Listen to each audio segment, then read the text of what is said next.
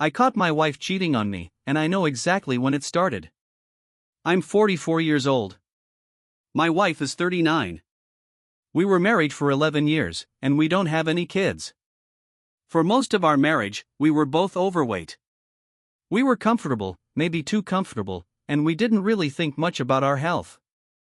2 years ago, everything changed for me. I had a routine blood test, and the results scared the hell out of me. The doctor told me I was prone to developing diabetes, gout, hypertension, and even having strokes later in life. Hearing that felt like someone had flipped a switch in my head. I went home shaken. I talked to my wife that same day, and we decided to completely change our lifestyle. Little by little, we started eating healthier. We cut out junk food, sugar, and late-night snacks. We started exercising regularly. At first, it was hard, but over time it became routine. I went from 117 kilograms down to 85. My wife, I'll call her Jane, went from 83 kilograms down to 65. We both felt incredible. For the first time in years, we had energy, confidence, and pride in our bodies. Most importantly, I never developed any of the diseases the doctors warned me about. We started going to the gym almost every day in the afternoon. It became part of our daily routine, something we shared. That gym is where everything started to fall apart. That's where I first noticed him. He was one of the trainers. I'll call him Baldy. He was in great shape, very muscular, and he knew it. He liked to walk around showing off his body, flexing, making sure people noticed him.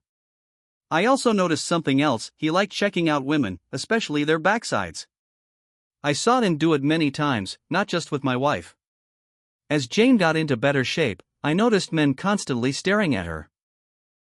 She has a very feminine body, is fairly busty, and has incredible legs. Men would turn their heads when she walked by.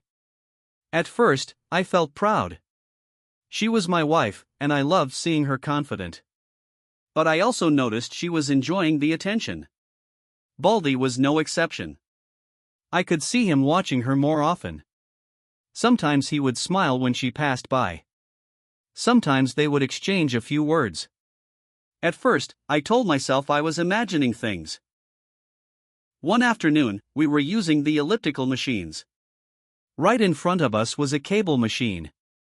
Baldy walked over, took off his shirt, and started doing crossovers. I turned to Jane with that look, like, "Can you believe this guy?"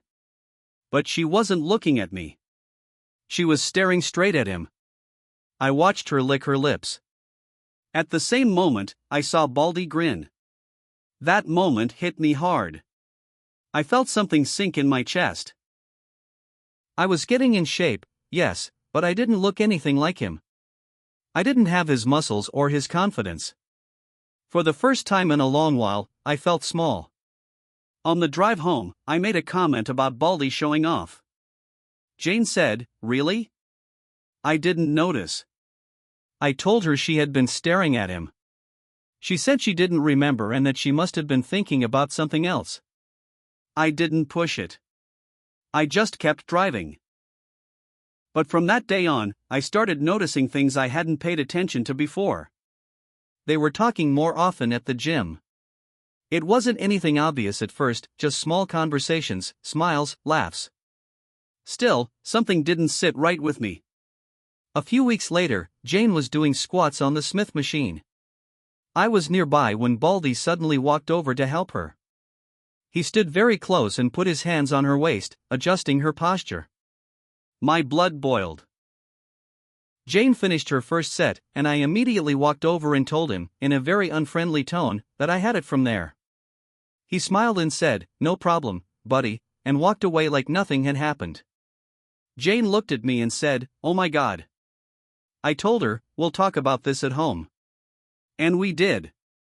As soon as we got home, everything exploded. Jane accused me of being immature and jealous. I told her I wasn't stupid and that Baldy was clearly trying to get into her pants. She admitted that she knew he was flirting, but she swore she would never cheat on me. I asked her why she let him touch her like that. She said she didn't want to be rude or make things awkward. We argued for almost an hour. In the end, we agreed to change gyms. I thought that would fix everything. It didn't. After that, Jane became resentful. For months, she kept bringing up the gym situation and saying I didn't trust her. She acted like I had done something terrible by being uncomfortable with another man touching her. 3 months after we changed gyms, a great opportunity came up at my job. The catch was that it required me to work in the afternoon. We talked about it, and I accepted the position. That meant we had to go to the gym at different times. I went in the morning. Jane went in the afternoon. That's when everything truly went downhill. Her resentment grew. We barely talked anymore. I would send her messages during the day, telling her about work, saying I missed her, sending memes. Most of the time, she either didn't reply or answered with short, cold messages. I felt something slipping away, and I didn't know how to stop it. After we started going to the gym at different times, the distance between us became impossible to ignore. Jane's resentment only grew. We barely spoke anymore. I tried to keep the connection alive. I sent her messages during the day, told her how my work was going, said I missed her, sent jokes and memes like I always used to. Most of the time, she either didn't reply or answered with something short and dismissive. Yeah. Okay. Same here.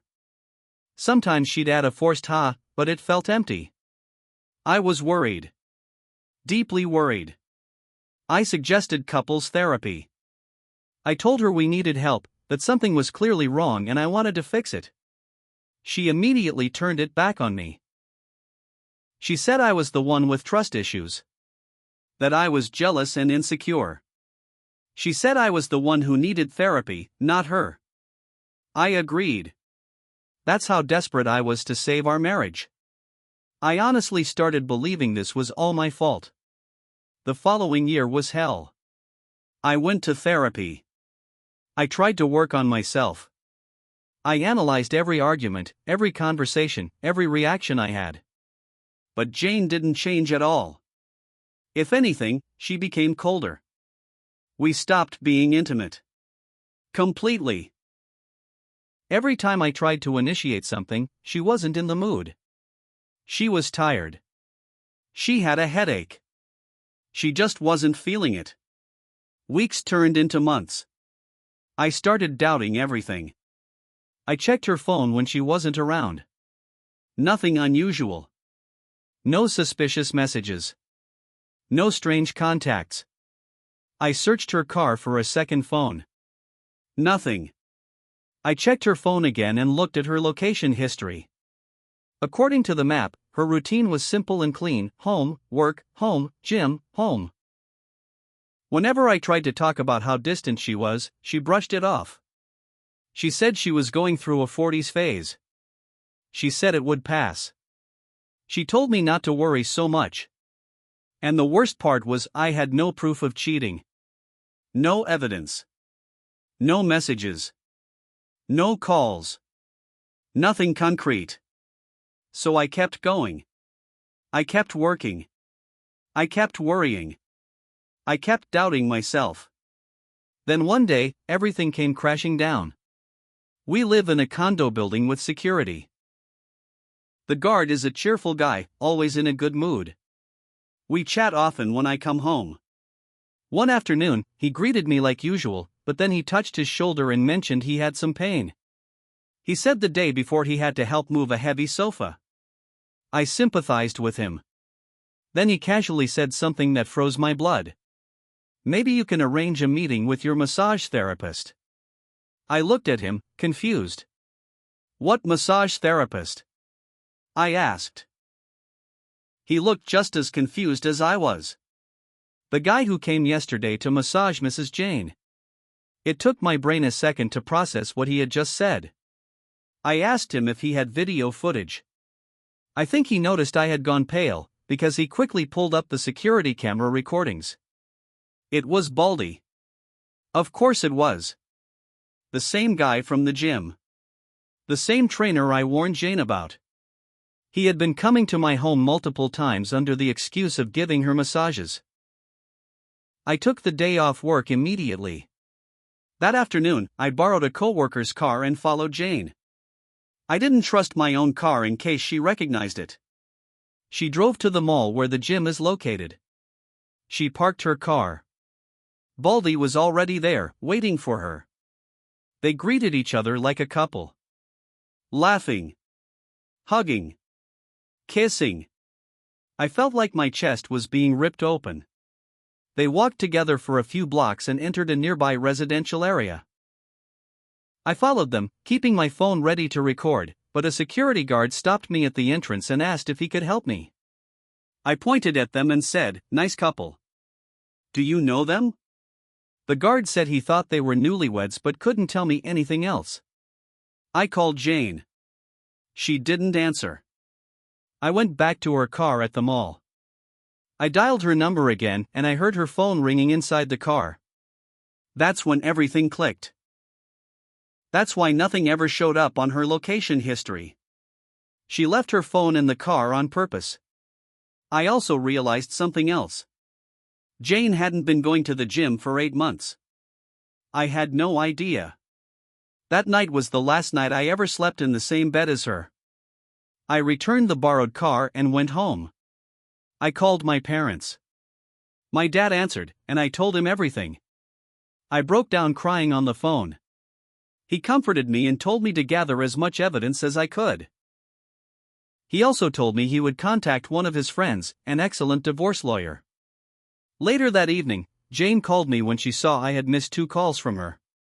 I told her I was already home.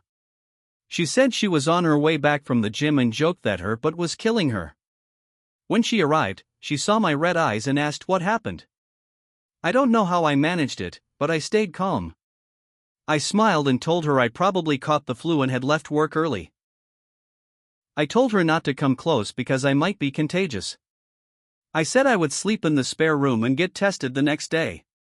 She agreed without hesitation. That night, I cried silently. I didn't sleep at all. Around midnight, I heard her giggling in the bedroom. I assumed she was texting Baldy. But when I checked her phone later, I still couldn't find any obvious contact with another man. Then it hit me. Why hadn't I seen it before? The affair partner was probably saved under a female co-worker's name. The next morning, while Jane was in the shower, I took her phone. I logged into her messaging app on my laptop and then put the phone back exactly where it was.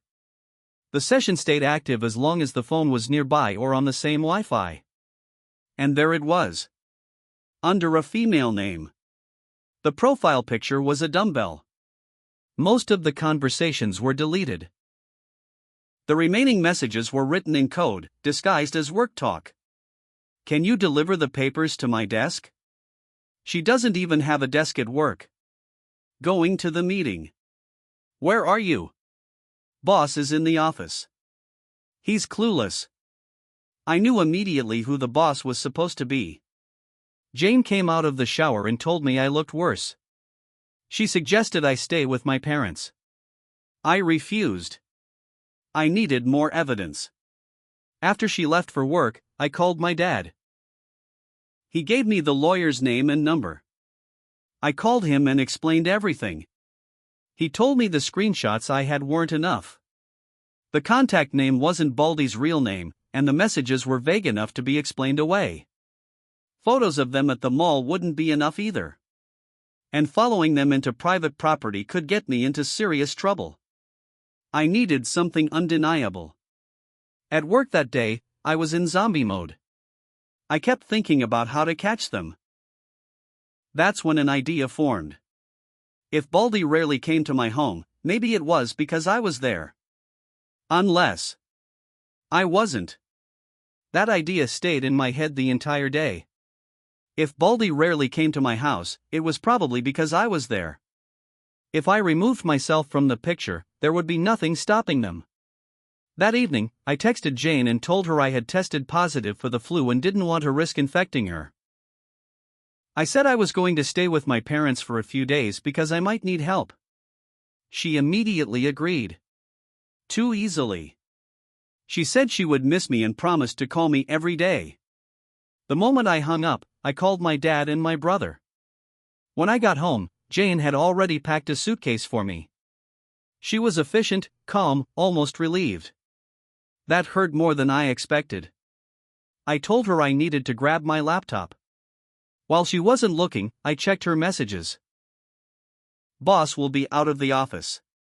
Wanna come to my desk? She sent that message just minutes after I told her I was leaving. Good.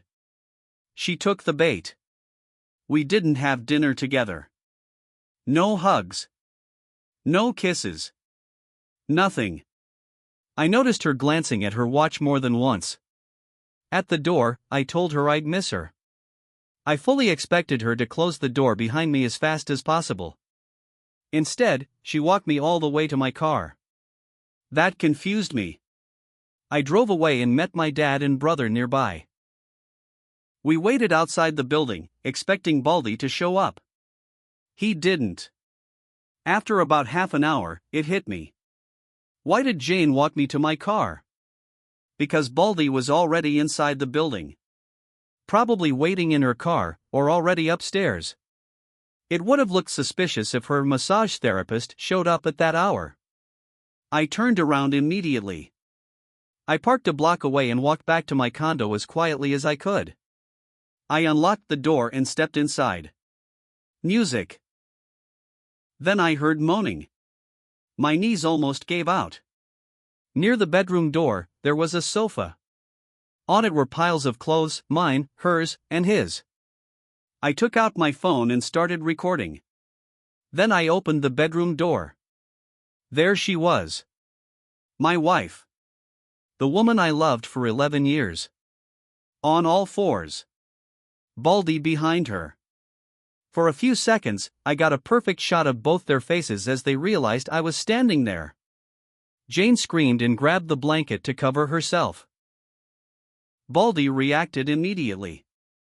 He jumped off the bed and walked toward me completely naked, trying to act dominant. He shouted aggressively, "Why don't you go for a walk, buddy?" I didn't think. I reacted. I hit him in the throat with the side of my hand. I had seen that move once in a movie. Somehow, it worked. He immediately started coughing, gasping for air, and dropped to his knees. I yelled, "Get out of my house!"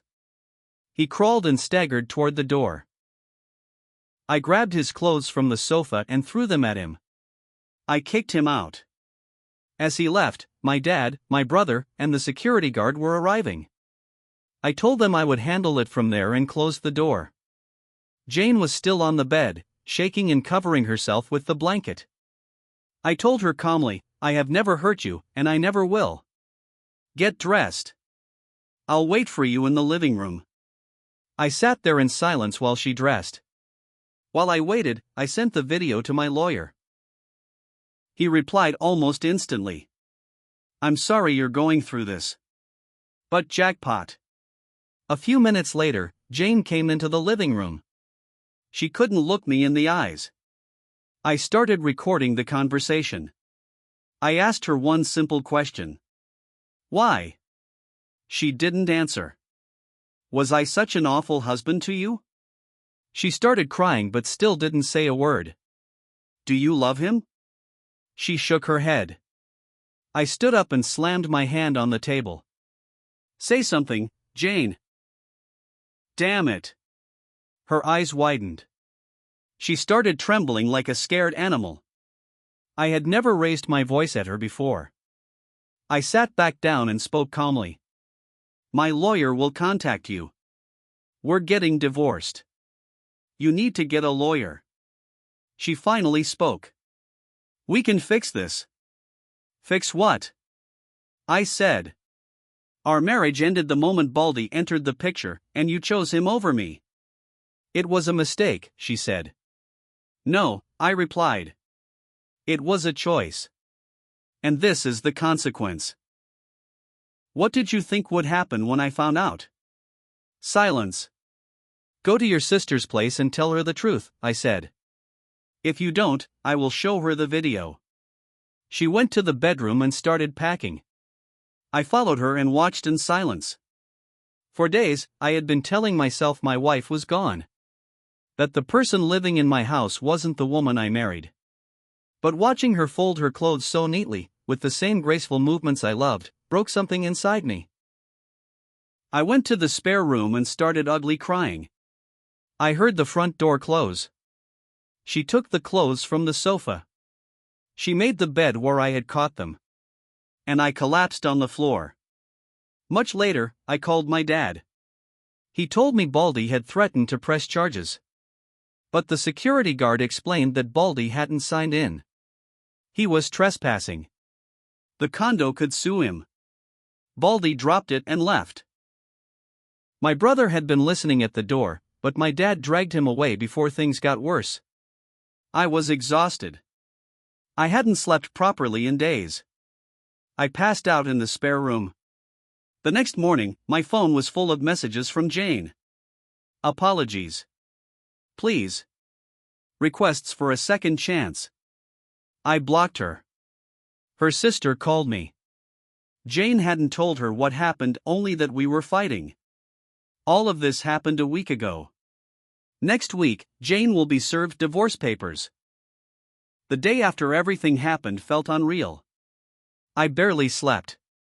My body was exhausted, but my mind wouldn't stop replaying the same images over and over again.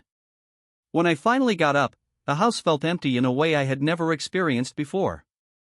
That morning, I talked to the security guard, the same one who had unknowingly warned me. He admitted something that surprised me. He confessed that he had faked the story about his shoulder pain. He said he only wanted to warn me that Baldy had been coming to my apartment several times. He also told me that a very nosy neighbor had seen me kick Baldy out of the apartment naked. He laughed and said that within a week, the whole condo would probably know my situation. My brother came over later that day and helped me change the locks. When he left, the silence hit me hard. I sat alone in the living room and cried like I hadn't cried in years. I called my job and asked for a day off. That evening, I spoke with my lawyer again. He told me he was preparing the divorce papers. He explained that with the evidence I had, the divorce would be classified as divorce by mutual consent, which is much smoother than an uncaused divorce. He also reminded me not to share the video with anyone else. Jane would be officially served in 2 weeks. The next day, Jane's sister came to see me. I showed her the video. She didn't say much. I drove her home afterward. When I returned to my apartment, I saw Jane's car parked nearby. I broke down again. On the third day, I visited my parents. My mother cried with me. She truly loved Jane and considered her part of the family. My father sat me down and talked to me seriously about finances, assets, and protecting myself. When I got home that evening, the security guard told me something else. Jane had come by earlier that day. She parked her car and noticed mine wasn't there. She tried to open the door, but her key didn't work anymore. She asked the guard if he knew where I was. He told her he didn't know. Then he handed her something. My lawyer's business card. She took it and left. Later that same day, Baldy showed up. He first asked to see Jane. The guard emphasized, "Mrs. Jane doesn't live here anymore." Then Baldy asked to see me. The guard told him I was away and had no idea when I would return. Baldy left without saying a word. Strangely enough, Jane and Baldy came at different times. It made me wonder if they were already losing contact. That night, I wanted to ask the guard 1,000 questions. Did Jane look sad? Was she healthy? Did she ask about me at all? But then I remembered what I had seen in my bedroom. I thanked him and went inside. And I cried again. Day 4. I didn't want to do anything. I didn't want to get out of bed. But something I kept reading online stuck with me: hit the gym. So I found a new gym near my workplace and forced myself to go. The workout was brutal, but afterward, I felt something I hadn't felt in days: a small sense of relief. That night, for the first time since everything happened, I didn't cry. Instead, I started taking down all the pictures of Jane from the apartment. Day 5. I met with my lawyer in person to review my assets. Thankfully, my father had made Jane sign a prenup before we got married. That meant she couldn't touch anything I owned before the marriage, especially my apartment. Everything else would be split 50-50. On top of that, I could claim compensation for her adultery. I decided I would use that compensation to eliminate any possibility of alimony. I could have fought for more. I could have tried to take everything. But every object in that apartment reminded me of her. I didn't want to fight anymore. I wanted to start over. When I left my apartment that day, I noticed two neighbors whispering. When I looked at them, they immediately pretended nothing was happening and greeted me politely. I knew my new reality had begun. That week became routine. Work. Gym. Home. Repeat. Day 6. I stayed off social media. I only use Facebook, and my inbox was full of messages telling me to talk to Jane, to give her another chance. I ignored all of them. Instead, I opened Reddit. I read stories from people who had gone through exactly what I was experiencing. Men and women who had survived betrayal and come out stronger. It helped more than I expected. That's when I decided to share my own story. Day 7. I started writing. I posted my story before going to the gym. When I checked later at work, I was shocked by how many people had reacted. I replied to some comments. Day 8. I spent most of the morning reading and answering comments. For the first time in a long while, I was smiling. It felt good to be heard and understood. 2 comments stuck with me. One suggested reporting Baldy to the gym. The other said my apartment was tainted and that I needed a fresh start. That hit hard.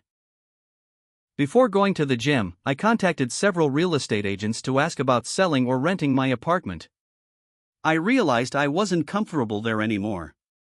I hadn't stepped into my bedroom since that night. I had been sleeping in the spare room. I didn't want to live like that. Day 9. I knew Jane might come looking for me, so I spent the entire day out. Later, my parents and brother texted me to let me know Jane had visited them. I replied that I wasn't ready to talk about her. Day 10. I spent the day with my parents. We visited a town a couple of hours away and had a great time. My dad advised me not to sell the apartment but to rent it out instead. I agreed. When I got home, the guard told me Baldy had shown up again. Alone. He asked for me, was told I wasn't there, and left without a word. Day 11. That Monday morning, I went back to my old gym. I wasn't sure if Baldy would be there. He usually worked afternoons, but he had been cheating with my wife in the afternoons too, so I suspected his schedule had changed. He wasn't there. I asked to speak with Frank, the gym owner. While waiting, I ran into an old janitor I used to chat with. He told me to say hi to Miss Jane. I smiled and told him we had separated. Frank finally called me into his office. I took a deep breath and told him everything. Frank, the gym owner, listened carefully as I explained everything, the affair, the evidence, the betrayal. He didn't interrupt. He just nodded, letting me finish. When I finished, he stayed silent for a long moment. Then he said something that made my stomach drop. "You're not going to like this." My mind raced. What now? He called over Harry, another trainer, a friend of Baldy's with a big beard. Frank asked him questions about Baldy and his behavior at the gym. This is what I learned. Baldy had been completely obsessed with Jane. He had a history of complaints from female members for inappropriate behavior, but in recent months, he had been very professional. No complaints. Apparently, he was trying to marry Jane by baby-trapping her. I sat there, stunned. The thought of him planning something so manipulative made me want to scream. But then, something unexpected happened. A strange sense of satisfaction started bubbling inside me. Like karma had begun to unfold. I laughed. Loudly. Joker style. Tears came to my eyes. Frank and Harry looked confused. I told them, this is perfect. Sweet karma.